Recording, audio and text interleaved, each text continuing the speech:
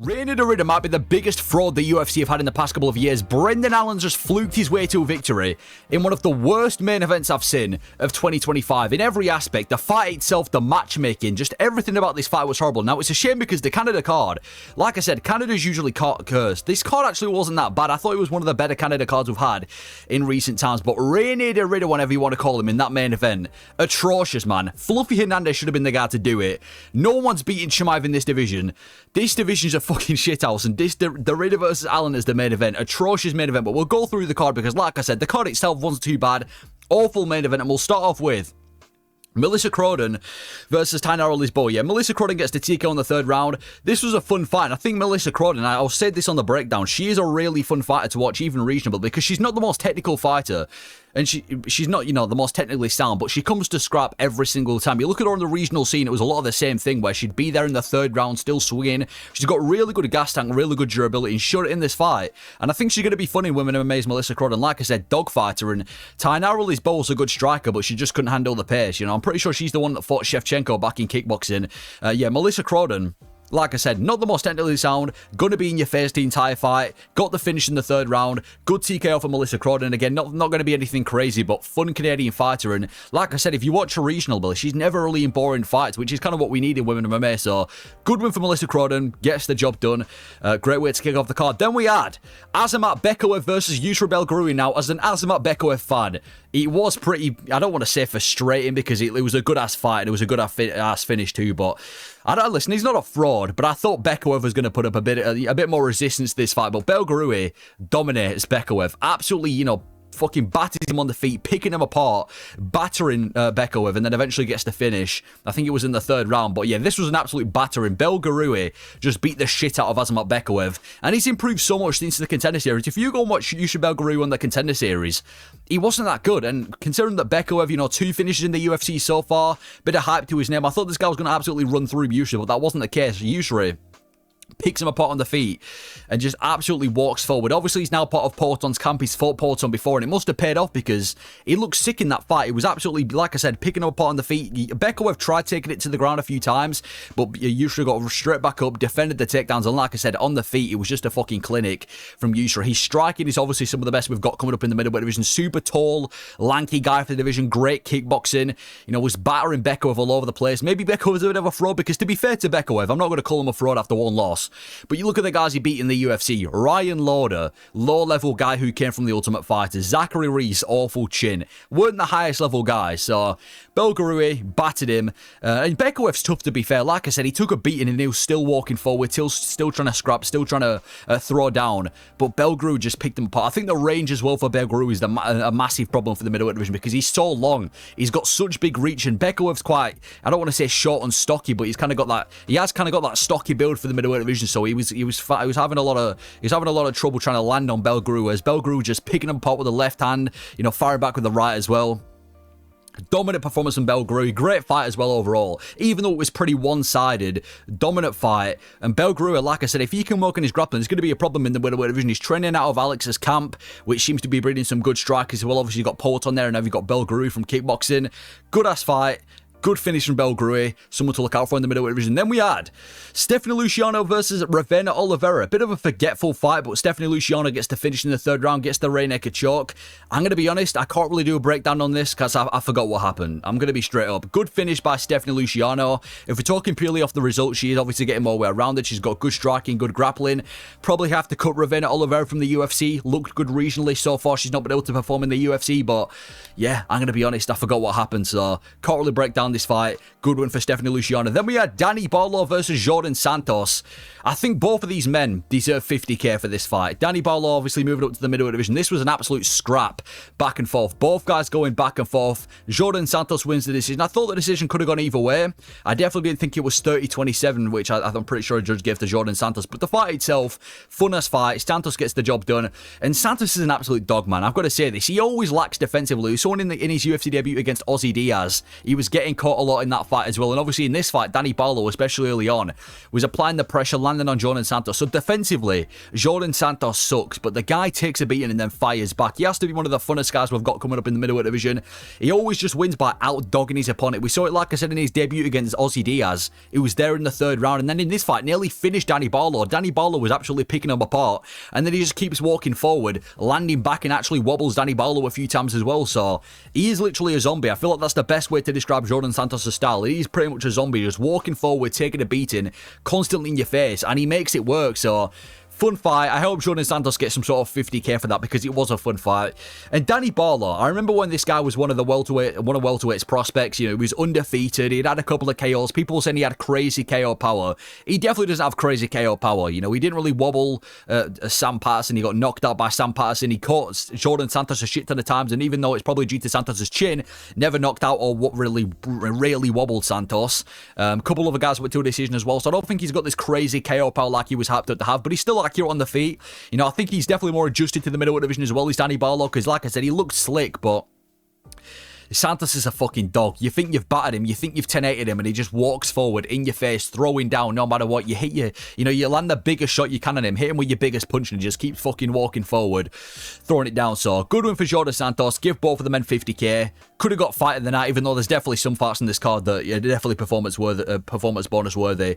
Good fight. Good win for Jourdain Santos. Then we had Bruno Silva versus Hyun Park. Bruno Silva gets the finish in the third round. Dominant performance from Bruno Silva. Battered Hyun Park the entire fight, and then in the third round takes him down, racks up the rear naked choke, and immediately Hyun Park taps for the second time in a row, and then we get Bruno Silva to get the job done. Yeah, Silva looked amazing tonight. There was once a time when Silva's a bit of a prospect in this division. I don't want to say a prospect, but an up-and-coming guy. I think he had 4 or 5 straight finishes. Then he ran into Manel Cap and Joshua Van, but he looked amazing tonight. It was like peak Bruno Silva again. He just walked forward and dominated Hyun Park the entire fight, which is what he needed, because I still had a bit of hype left in Hyun Park, because he lost to Tatsuro Taira, but Taira's one of the best in the UFC right now, one of the best in the flyweight division, and he was on short notice, and apart from that, he was undefeated with a shit ton of finishes.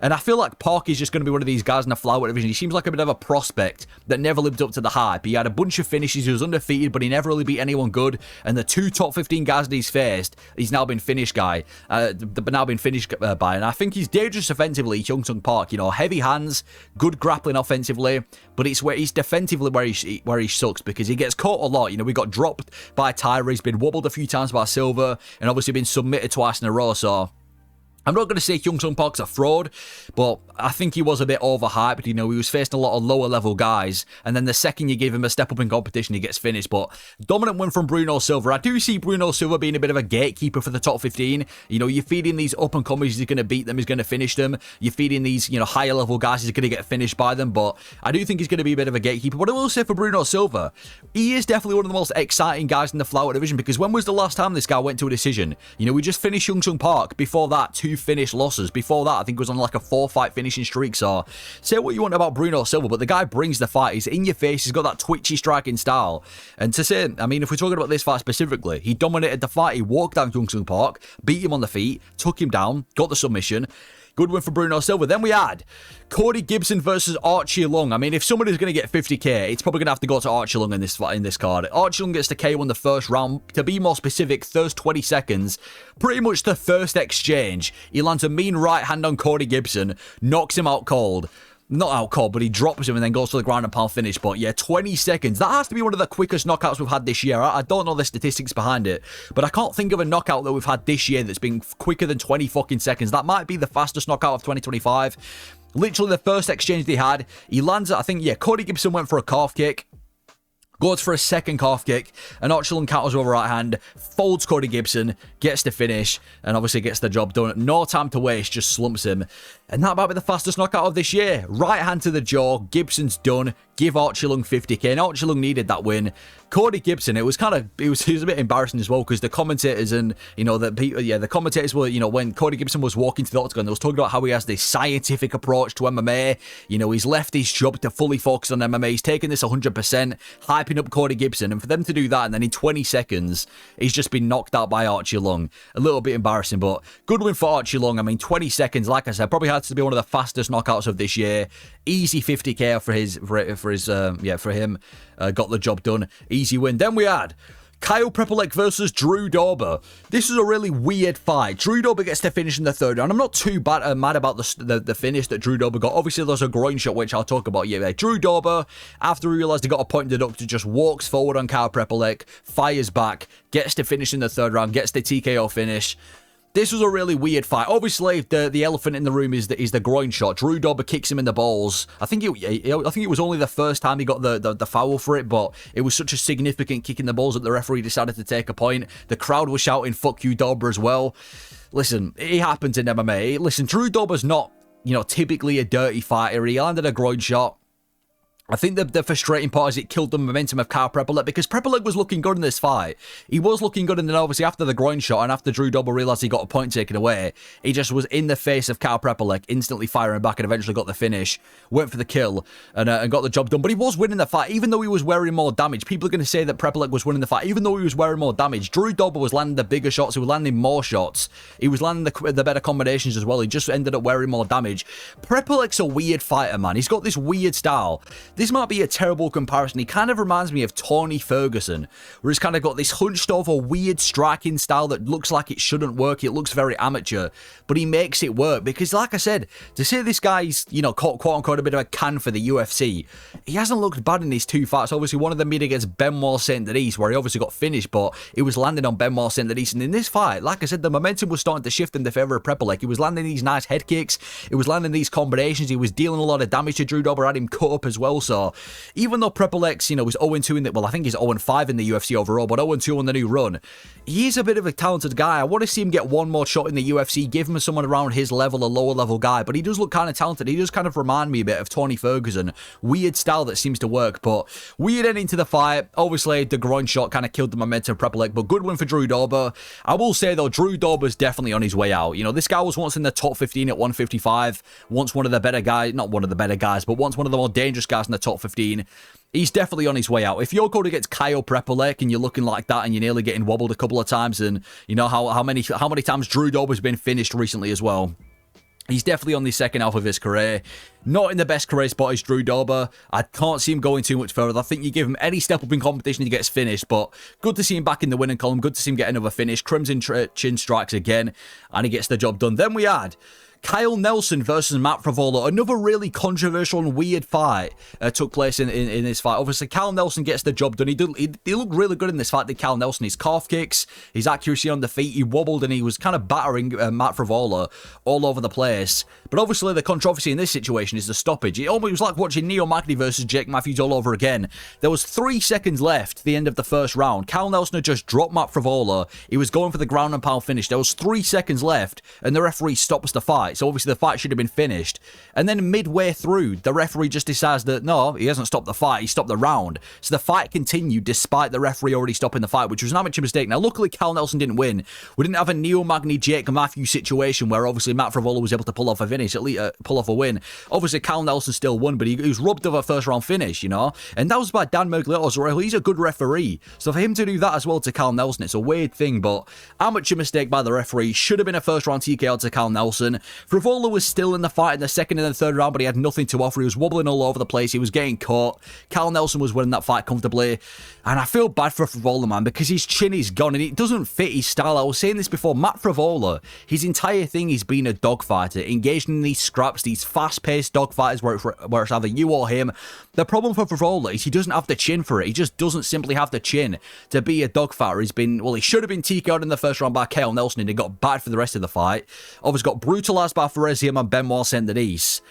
I think for Matt Frevola, man, he needs to stay away from anybody with a bit of French in their blood, especially these French Canadians. But regardless, great performance by Kyle Nelson. I think he definitely looks better at 155. Like I said, he has a lot more pop in his shots. He was landing those calf kicks. He's even big for this division as well. From moving up from the featherweight division, he looks big for 155. It looks like he's bulked up a lot of muscle. But yeah, he dominated this fight. 10-8 in the first should have been a finish. 10-9 in the second last two rounds. Good job from Kyle Nelson. And for Matt Frevola, weird situation to be in. You know, he's kind of in this situation now for Matt Frevola where he'll fight once a year, he'll take a beating, he'll get stopped or come close to getting stopped, he'll have another fight and it'll just be that repeat. So I hope Matt Frevola can pick up a win eventually, but because he is a fun guy to watch, but I just don't think his chin matches his style. He's got this high kind of dogfight pacey style and he ain't got the chin for it because every time he gets caught by a big shot he gets knocked out, which should have happened in this fight, which is an amateur mistake from Dan. But either way, good win for Cal Nelson, looks better at 155 and we'll have to see what he can do from there. Then we have Charles Jourdain versus Davey Grant. I assume Charles Jourdain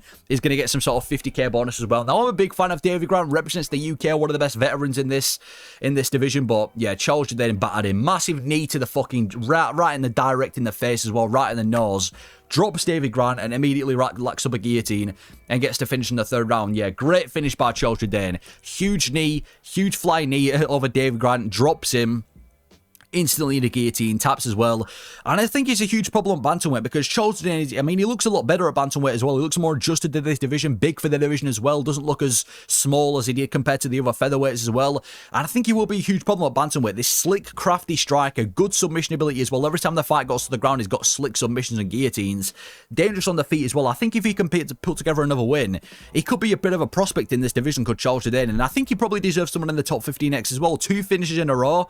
I think he's won like 2 of his last 5 fights or something, or 3 of his last 5 fights or something like that as well. So he definitely looks better at 140, 135 anyway. But Davey Grant, still super talented for the bantamweight division. I mean, again, to say the guy's 40 years old and he's still, you know, kind of making it competitive with these guys. But I think you give him a bit of a step up in competition, it's not going to go too well for him. You give him Charles Jourdain, he got flattened out easily. I was kind of bought on the hype of Davey Grant because he was, you know, he had a couple of wins and he hadn't really had a legitimate loss since the Marlon and Vera loss a few years back. But good win for Charles Jourdain, brutal finish, knee down the jaw, probably broke Davey Grant's nose, straight into a guillotine. Probably going to get a 50k for it as well. Give him someone in the top 15, and he is probably one of the Canadians' best prospects right now. Anyway, then we had Manon Fiorot versus Jasmine Jourdain. Another super fast finish as well. I think this is only like 40 seconds, which you would never expect from a women MMA fight. Manon Fiorot completely shuts down Jasmine Jourdain. The first big strike that she lands wobbles Jasmine Jourdain, eventually drops her, goes to the ground and power finish, gets the job done. This wasn't a bad stoppage before people are going to call early stoppage. I thought the stoppage was perfect, but flyweight, you have a Sergey Pavlovich. Fiorot must have been fucking, I don't know, that loss to Shevchenko must have been weighing heavy on you because she went out there and she beat Jasmine Jourdain off, as Joe Rogan likes to say, like she owes him money. Rocks Jasmine in the first exchange, goes for the finish, gets the finish, gets it done in literally 40 seconds as well. And Canada's struggling, man, because Jasmine was literally the best hope to champion, because who else is going to be a Canadian champion if it ain't going to be Jasmine Jourdain? She was literally the only hope of like an American, a Canadian title contender, and Fiorot's just gone and fucking blattered her in 40 seconds like it's nothing. Massive win for Fiorot as well. I think obviously we've got Whaley and Shevchenko. I think you give Fiorot maybe one more contender, one more top contender, and you throw back in the title picture because she was making it kind of competitive against Shevchenko. You've given her the best up-and-coming fighter in this division. She's just blattered her in 30 seconds, whatever it was. So, good stoppage. I thought the stoppage was perfect. Jasudavicious wasn't defending herself. She got wobbled as well. So I thought the stoppage was perfect despite the protests. Massive win for Fiorot. Probably going to get 50k as well because of how quick the finish was and the fact that it's in women MMA as well. When do you ever see fights like that in women MMA? Oh, I just realised as well. 3 women MMA fights, all of them end by finish. Fucking hell, I wasn't ready for that for a card. Anyway, good win for Fiorot. Give her 50k, give her a top contender, then give her a title shot. And for Jasmine, the striking's always been the issue for Jasmine. She is a bit of a nightmare grappler, but it's always been the striking that she struggled with. She's never had good striking. She's always been defensively quite poor on the feet, and obviously you lacked in this fight. You've given her probably the best pure kickboxer, or one of the best pure kickboxers in this division, and she's been laid out in 40. So good move for Fiorot, give her 40k, great finish. Then we had Marlon Vera versus Aiemann Zahabi. This was a weird fight again, but I actually enjoyed this. I thought this was definitely better than I thought it was going to be. Aiemann Zahabi gets the decision, but I know there's going to be a bit of controversy over him winning the fight, just like the Aldo situation, which I'll get onto. But the fight itself, I was impressed by. I thought this was going to be a bit of a boring fight. I thought this was going to be a lot of Marlon Vera walking forward, not really throwing much, kind of being that whole punching bag-esque. Aiemann Zahabi being overly technical, but it was actually a bit of a dogfight. They were both scrapping. They had that face-off at the end of the second round too. Aiemann Zahabi, though, it's hard to get behind him, man. He's kind of the king of split decision. I mean, he's 37 years old. This guy had to be the one to beat Aldo. Do you know what I mean? Like, he beats Aldo, gets a bit of a robbery decision, beats Marlon Vera, gets a bit of a robbery decision. Like, he's beating these guys. He's now on the top 7, but he's got no momentum behind him. 2 very close decisions back-to-back that arguably didn't go his way. He's just going up the ranks with 0 hype. I think you give Aiemann to Zahabi anybody in the top 5 of this division, and I think he gets finished by most of them. I genuinely do. I think most of the guys in the top 5 finished him. I mean, Marlon Vera nearly finished him as well. And I will get onto the decision. I thought Vera won this fight. I thought it was a bit of a dodgy winner. I thought Marlon Vera did enough. I thought he won the first 2 rounds. He wobbled Aiemann to Zahabi. Zahabi literally had, I think on the scorecards as well, not on the scorecards, but the statistics, Marlon Vera had more strikes too. So it was a weird situation. I thought Marlon Vera got the job done, but he looked sharp, it did Marlon Vera. I thought he should have won, but it was a better fight than I was expecting. Controversy aside, it was a good scrap. They both fired back. Vera would wobble Zahabi, then Zahabi would fire back, and obviously Vera's got the best chin in the UFC, so we never got chinned or anything like that. So it was a bit of a good scrap, but yeah, it's hard to get behind Zahabi, man. You know, I know he's on the rise and everything. He's going to be in the top 7, but he's just... You know what I mean? He's getting by very, very close. Arguably lost his last 2 fights. It's hard to get behind him, but fun fight. Is what it is. The UFC might even give these guys 50k as well. It is what it is. Then we had Kevin Holland versus Mike Malott. Again, another weird fight. I mean, I can say this about 50 times. This is just a really weird card overall. Mike Malott gets the job done over Kevin Holland. Kevin Holland dealt with a massive groin shot, and he was kind of getting battered the entire fight. Even if you take away the groin shot before and after, Mike Malott dominated Kevin Holland this entire fight. Listen, I know he took a massive groin shot, did Kevin Holland. I'm not going to take that away from him. He took a big groin shot. He had the full 5 minutes. But it's so hard to be a fan of him. I know if even the personality as well, when he went on Rampage's podcast and whatever, but I'm talking even just career-wise, it's so hard to be a fan of him. Like, he'll finally gain some momentum, you know, he'll finish Vicente Luque, he'll beat Gunnar Nelson, he's on a winning streak, he's now ranked, you know, he's moved division, you get hype around Kevin Holland. And then you look at his last 2 fights, he's been finished, or he got battered by Daniel Rodriguez, and now he's been battered by Mike Malott as well. It's so hard to get behind Kevin Holland as well. He's probably the worst guy you can ever bet money on. And Malott battered him the entire fight. He completely battered Kevin Holland. He looked dominant the whole fight. He was winning on the feet. He was winning in the ground exchanges too. Came very close as well to an arm triangle in the 3rd round. He does look top 15 worthy. Like I said, to say that Kevin Holland was in the top 15 a fight ago, and Mike Malott just easily 30-27 in him. I think it's probably time to give Mike Malott someone in their top 15, and he's the only loss in the UFC is to Mr. Magny himself, and even in that fight it was dominating. So I'd say we give Malott someone in the top 15, probably the best Canadian prospect in the UFC right now. Obviously the groin shot situation was weird, but there's nothing you can do about it. You know, they gave Kevin Holland the full 5 minutes. You know, he's still grabbing his balls even in the 3rd round, going to the 3rd round. He's probably going to use that as the excuse to why he lost. It is what it is. And the problem with Kevin Holland, I feel like, is he kind of has this mentality that he doesn't care. He really does, because look at all of his losses. There's always something behind it. You know, this one he's going to blame it on the groin shot. You know, the one with Roma Delidze, he's going to blame it on breaking his rib. I just feel like Kevin Holland, there's always something to blame, or he's either using the excuse that he doesn't care enough to train and win. He's always some sort of excuse with Kevin Holland, but listen, he took the groin shot. It is what it is. I guess that's going to fuck up the fight, but regardless, I don't want that to be the kind of narrative, because Mike Malott was winning the fight, and he was doing it dominantly even before the groin shot. So, good win for Mike Malott. Give him someone in their top 15. What the fuck do you do with Kevin Holland? I guess moving back up to middleweight, let him beat your can, lose another 3 fights, and then move back down to welterweight. That just seems to be the theme of Kevin Holland nowadays. Anyway, then we had the awful main event. Man, how I wish Anthony Hernandez would have been in there. Fuck it. I don't know what injury Hernandez had, but I guarantee he would have been able to beat Derrida, even with the injury. Brendan Allen gets the TKO in the 3rd round. I'm not on an 8 main event losing streak in a row after this. But anyway, Brendan Allen gets the job done. TKO's Rene Derrida. Rene Derrida probably hasn't trained past the 1st round at a single fight in his entire life. Allen gets the job done. Man, this division's tough to be in. I mean, you've got Imavov who just beat Barlow, but he's going to get dominated. You've got Fluffy Hernandez who can't find a fight and can't stay active to save his life. Nobody's beating Khamzat, man. If Brendan Allen's going to be in the top 5 of the middleweight division, no one's beating Hernandez. Allen is no one's beating Chimaev. I will say this about Allen, though. He is a really weird fighter. I feel like with Brendan Allen, it's hard to rank him because there are guys in the top 5 who he styles really well against. I feel like with Brendan Allen, it's purely a matter of styles. Like, he could be the type of guy to beat Dricus du Plessis and look good doing it, and then lose to some unranked guy in the middleweight division who's Brendan Allen. He's a tricky guy, man. He's got good striking, good grappling, bad fight IQ.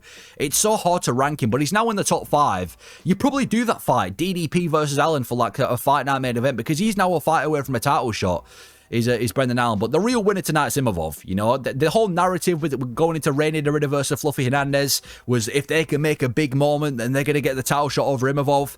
That's been scrapped out the window. Dorida fucking sucks. Allen's winning, but he's lost to half the division anyway. Imavov secured the shot. He's laughing. And outside of Fluffy Hernandez, there's literally nobody else. There is literally nobody else. Fuck it.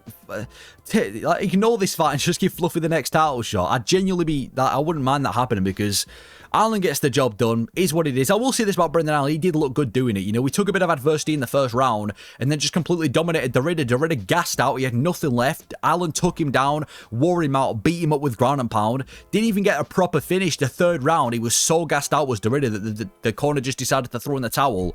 Why couldn't Robert Whittaker do this as well? Why does Dorida have to look promising against Robert Whittaker? You gave him fucking Brendan Allen in a fight night main event that he's preparing for months and he looks shit. And also, how can you have stamina that bad when you're preparing for Fluffy Hernandez? I don't understand. Fluffy would have absolutely murked him as well. That's the frustrating part. Had Fluffy been in there, he would have absolutely murked him. I bet he's frustrated watching this because even with an injury, he would have won. How are you going in a fight, a 5-round fight with 1 round of gas tank when you've been preparing for Fluffy Hernandez, the most dominant grappler, the most dominant fucking gas tank grappler there is in the UFC? It don't make sense, but that's an awful fight from Reina Dorida. Guy looked fucking shite. Brendan Allen gets the job done. Give him DDP, see how he does. If he beats DDP, Chimaev's got a new victim. If not, then the division's a shithole. It is what it is. It was an awful main event. Weird ass card as well, but that's UFC Canada. There were some good moments on it, some good knockouts, some good quick finishes. It wasn't a bad card, but it was a weird card. It was a good card, but a really weird one. Probably one of the worst main events of this year. Does nothing for the division. Dorida sucks. Give Fluffy Hernandez the next title shot after Imavov. Is what it is. Let me know your thoughts. Thank you for watching.